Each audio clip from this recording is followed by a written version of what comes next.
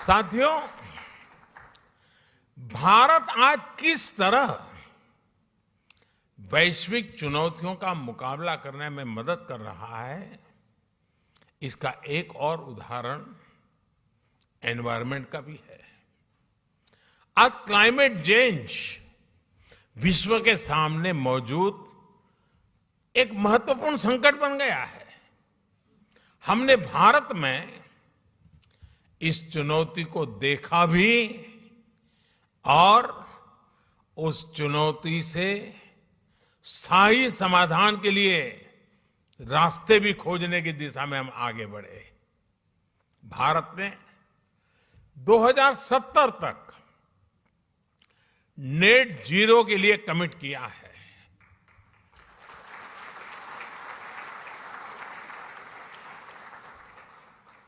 हमने international solar alliance जैसे global initiative का भी नेतृत्व किया। क्लाइमेट चेंज के कारण दुनिया पर नेचुरल डिजास्टर्स का खतरा भी बढ़ गया है। इन डिजास्टर्स के खतरों को, उनके प्रदूषण के दुष्प्रभावों को जापान के लोगों से ज्यादा बेहतर और कौन समझ सकता है।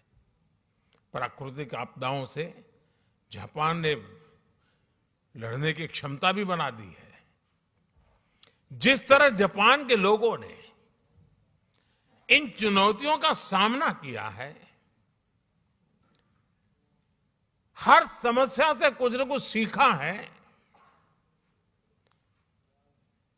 उसका समाधान खोजा है और व्यवस्थाएं भी विकसित की है, व्यक्तियों का भी उस प्रकार से संस्कार किया है। यह अपने आप में सराहनीय है। इस दिशा में भी भारत ने CDRI यानी coalition for disaster resilient infrastructure में लीड ली है। साथियों, भारत आज ग्रीन फ्यूचर, ग्रीन जॉब्स के लिए, कैरियर रोडमैप के लिए भी बहुत तेजी से आगे बढ़ रहा है। भारत में इलेक्ट्रिक मोबिलिटी को व्यापक प्रोत्साहन दिया जा रहा है। ग्रीन हाइड्रोजन को हाइड्रोकार्बन का विकल्प बनाने के लिए विशेष मिशन शुरू किया गया है। बायोफ्यूल से जुड़ी रिसर्च और इंफ्रास्ट्रक्चर के निर्माण पर बहुत बड़े स्केल पर काम चल रहा है।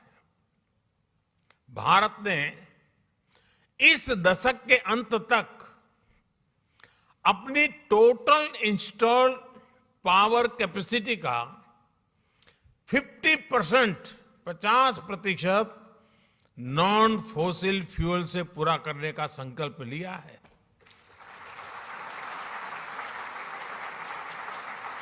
साथियों, समस्याओं के समाधान को लेकर भारतीयों का जो ये आत्मविश्वास है, ये आत्मविश्वास आज हर क्षेत्र में,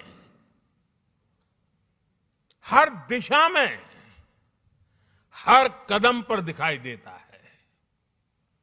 ग्लोबल सप्लाई चेन को जिस प्रकार बीते 2 सालों में नुकसान पहुंचा है,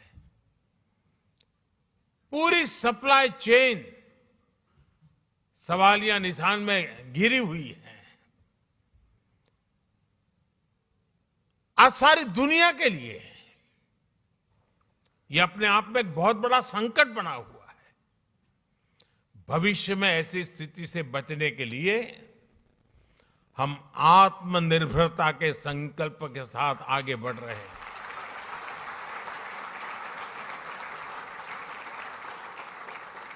और आत्मनिर्भरता का ये हमारा संकल्प सिर्फ भारत के लिए है ऐसा नहीं है। ये एक stable, trusted global supply chain के लिए भी बहुत बड़ा इन्वेस्टमेंट है। आज पूरी दुनिया को यह एहसास हो रहा है कि जिस स्पीड और स्केल पर भारत काम कर सकता है वो अभूतपूर्व है। दुनिया को आज ये भी दिख रहा है कि जिस स्केल पर भारत अपनी इंफ्रास्ट्रक्चर और इंस्टीट्यूशनल कैपेसिटी बिल्डिंग उस पर जो जोर दे रहा है, यह भी अभूतपूर्व है। मुझे खुशी है कि हमारी इस कैपेसिटी के निर्माण में जापान एक अहम भागीदार है। Mumbai Ahmedabad high speed rail हो, दिल्ली मुंबई इंडस्ट्रियल कॉरिडोर हो, डेडिकेटेड फ्रेट कॉरिडोर हो, ये भारत जापान के सहयोग के बहुत बड़े उदाहरण हैं।